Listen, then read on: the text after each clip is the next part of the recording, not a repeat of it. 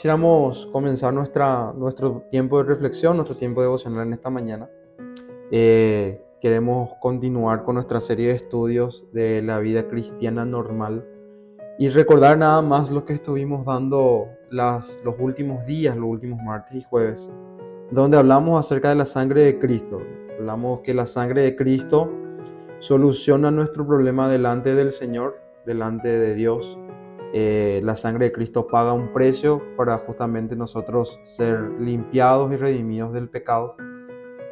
La sangre de Cristo es la solución para nuestra posición delante de Dios, de enemigos a amigos, a estar de vuelta reconciliados con Él. Sin embargo, nosotros nos damos cuenta de que si bien hemos sido salvados de nuestros pecados, hemos salvado de nuestro día a día, de nuestras transgresiones o de nuestros hechos pecaminosos, hay otro problema que sigue en consiguiente, que es justamente nuestra condición. Una cosa es nuestra posición y otra cosa es nuestra condición. Para nuestra posición, la solución es la sangre. Necesitamos expiar lo que ya hemos hecho, ¿verdad? Hemos transgredido la ley, hemos ofendido a Dios, hemos vivido una vida pecaminosa. Entonces eso ofende a Dios. En contrapartida, al estar en la vida cristiana, nosotros nos damos cuenta de que todo lo que hacemos aún tiene un tinte de pecado, ¿cierto? Aún está manchado por el pecado. Y vemos de que nos esforzamos por ser buenas personas, nos esforzamos por ser personas que tratan de hacer el bien, de tratar de agradar a Dios. Sin embargo, día tras día caemos de nuevo en el pecado o nos damos cuenta de que no es suficiente lo que hacemos para justamente poder redimir o que nuestros actos sean realmente una ofrenda agradable a Dios. Entonces, para ese hecho, para esa situación, hay otra solución, hay otro remedio, que es la cruz de Cristo, ¿verdad? No solo necesitamos la sangre para perdón, sino también necesitamos la cruz para librarnos de la condición del pecado. En Romanos 4:25 nos habla de que Jesús, el Señor Jesús, fue entregado por nuestras transgresiones y fue resucitado para nuestra justificación. Es interesante lo que dice Pablo en Romanos. Cristo fue entregado en la cruz para salvarnos del pecado, para cambiarnos de posición delante de Dios. Sin embargo, Él resucitó para nuestra justificación, es decir, para el día a día, ¿verdad? Recuerden, nuestra faceta de salvación tiene dos aspectos, dos áreas. La primera área es el hecho de que agredimos a Dios, entonces somos salvados de eso. Y por otra parte, nuestro día a día, lo que pasa en nuestro día a día, en nuestra semana, cómo nos despertamos ya pecando, nos despertamos ya con intenciones quizás no tan buenas en nuestros corazones, ¿verdad? En Romanos 6:4 dice que la resurrección se menciona como una comunicación de vida a fin de que andemos en santidad. Dice, a fin de que como Cristo resucitó de los muertos, así también nosotros andemos en vida nueva. Y este versículo trata directamente en cuanto a nuestra conducta, andar en vida nueva. Tenemos vida nueva, que es justamente el hecho de que Cristo entró a nuestro corazón la primera vez de que creímos con fe en Cristo. Entonces eso hizo que tuviéramos una nueva vida, que es la vida de Cristo obviamente, en nuestros corazones. Sin embargo, hay otra cuestión, ¿verdad? Una cosa es tener la vida y otra cosa es andar en esa nueva vida, ¿verdad? Y en ese proceso es lo que le llamamos santidad, ¿verdad? Vivir una vida de santidad, una vida apartada del pecado, ¿verdad? En los capítulos 5 y 8 de Romanos vemos que se trata justamente esta condición, ¿verdad? El tema de vivir en esa nueva vida. Romanos 5:1 dice que tenemos paz con Dios, justificados por la fe, tenemos paz para con Dios por medio de nuestro Señor Jesucristo. Yo tengo el perdón de pecados, Dios ya no me va a ser causa de preocupación, inclusive de terror, porque pasamos de ser enemigos de Dios a amigos de Dios, gracias a lo que Cristo hizo en la cruz. ¿verdad? Sin embargo, pronto me encuentro con que yo mismo soy la causa de la preocupación. Yo mismo tengo el problema del pecado, ¿verdad? Yo tengo el pecado dentro de mi ADN, yo tengo el pecado en mi sangre.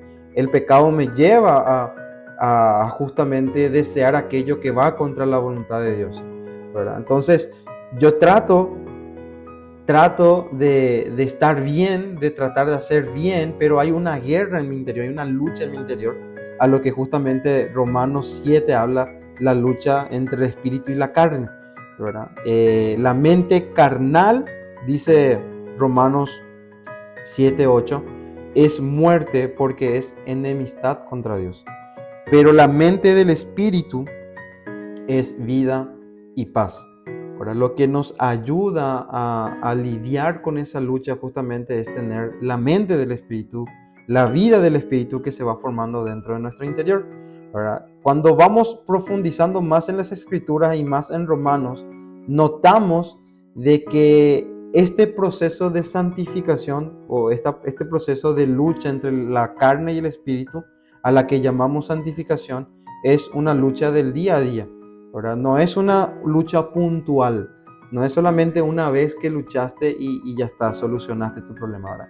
No, todos los días estamos luchando contra la carne, todos los días el espíritu lucha contra la carne, el espíritu se opone a la carne se opone al espíritu, ¿verdad? Y vamos luchando. Y a medida que avanzamos, entendemos de que Dios tiene algo más que ofrecernos, ¿verdad? Una solución, y es la solución a nuestra conducta, ¿verdad? Recuerden, nuestra vida espiritual, tenemos una nueva vida espiritual. Recuerden lo que habíamos dado en el capítulo anterior, en los días anteriores, ¿verdad? De que Dios cambia ese corazón de piedra y pone un corazón de carne, nos da su espíritu, ¿verdad? Pone un nuevo espíritu dentro de nosotros, es decir, tenemos un nuevo nacimiento, tenemos una nueva vida, ¿verdad? Que tiene que ser vivida, ¿verdad? Esa es la consigna, ¿verdad? Tenemos una vida que tiene que ser vivida, ¿verdad? Sin embargo, nos damos cuenta, como dijimos, que el pecado aún sigue dentro de nosotros y tenemos que luchar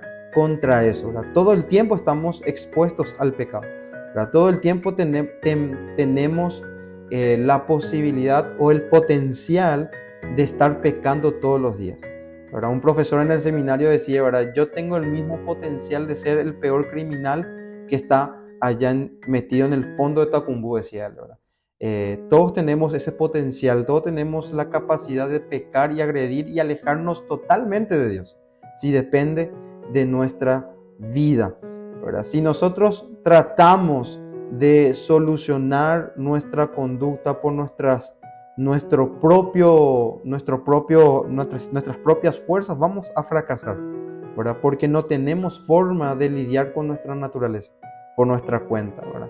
Si nosotros tratamos de vivir nuestra vida tratando de nosotros de solucionar el problema del pecado que está en nuestro ADN, dice este autor que vivimos una vida cristiana subnormal, ¿verdad?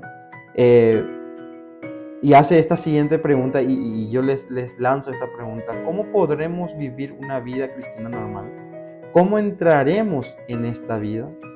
Por supuesto, debemos en primer lugar tener el perdón de nuestros pecados, necesitamos la justificación, debemos tener paz con Dios. Estas constituyen nuestro fundamento esencial. Pero una vez establecida esta base por medio de nuestro primer acto de fe en Cristo, se desprende claramente de lo que ya se había dicho anteriormente, que debemos seguir adelante, que hay algo más. Vemos que la sangre trata con nuestro pecado.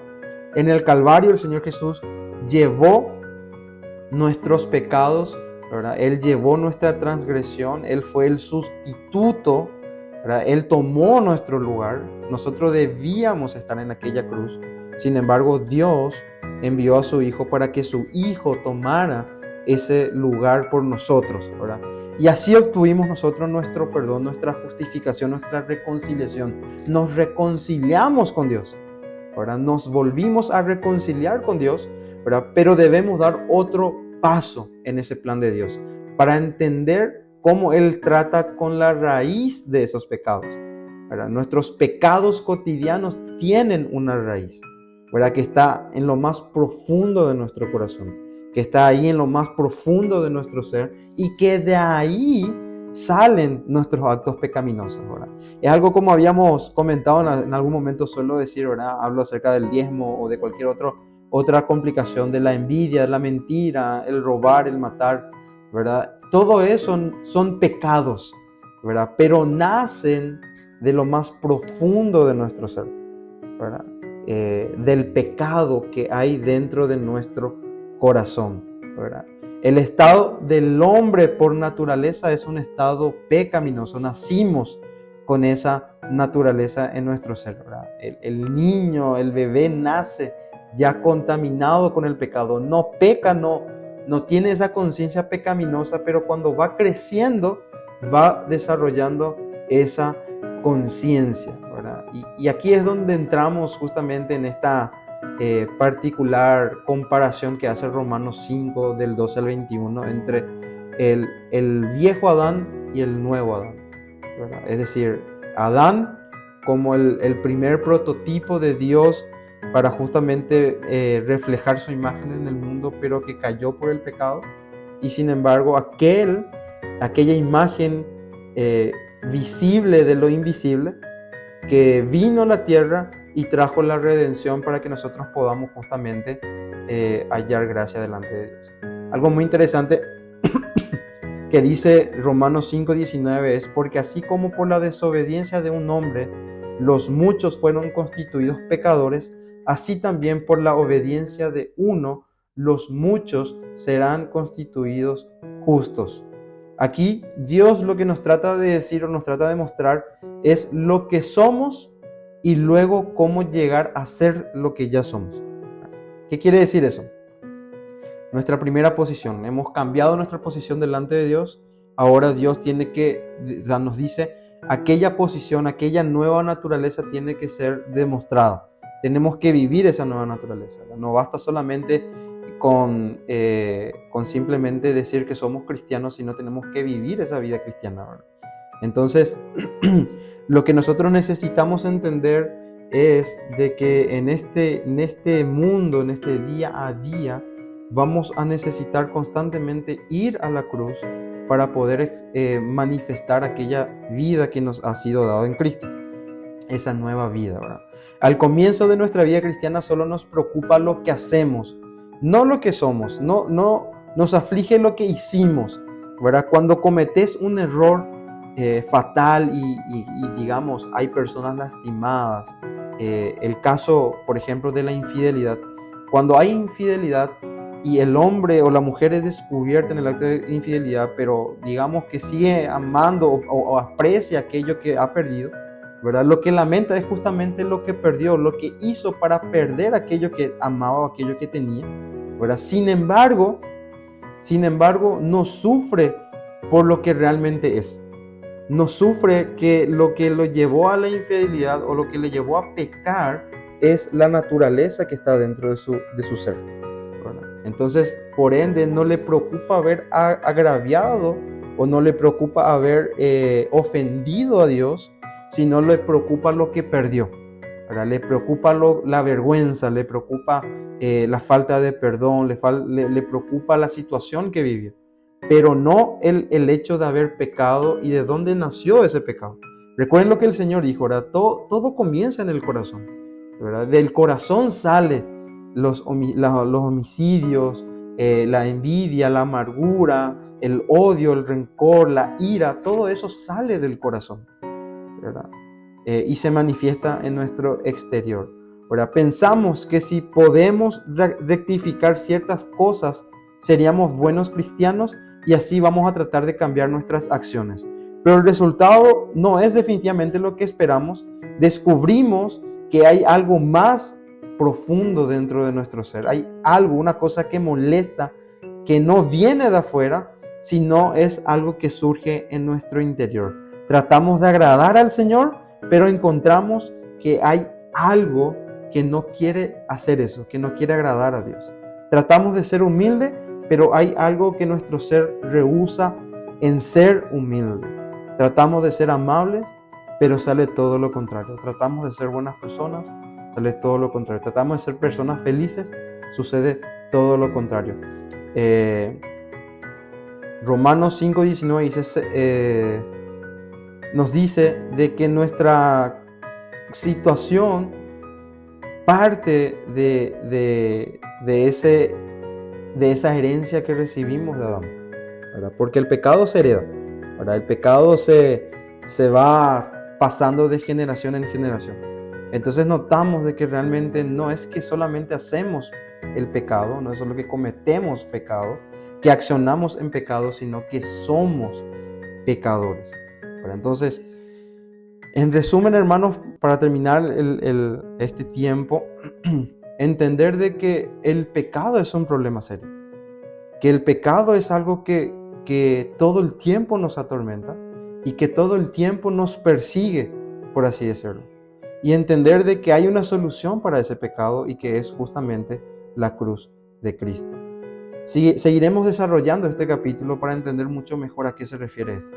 Sí, así que te sugerimos y te animamos a que te sigas conectando todos los martes y todos los jueves para poder justamente entender mucho mejor. Que el Señor nos ayude en esta mañana a entender que nuestra naturaleza no puede ser cambiada por nuestra cuenta o por nuestras fuerzas, sino necesitamos de Él, necesitamos de la guía de su Espíritu, necesitamos que Él nos guíe en nuestro tiempo devocional. No es solamente leer versículos y ya está, sino es realmente meditar, y el Espíritu Santo nos ayuda a meditar en las verdades que encontramos en la Biblia. Así que oramos para que el Señor nos fortalezca en esta mañana. Señor, damos gracias por este tiempo, gracias por este momento, gracias por lo que recibimos de ti, que es la vida de tu Hijo, que es, Señor, la redención de pecados, que es la salvación, Padre Santo. Todo eso recibimos de parte de ti, Padre. Así que te damos gracias, Señor, y ayúdanos a ser conscientes de nuestra naturaleza.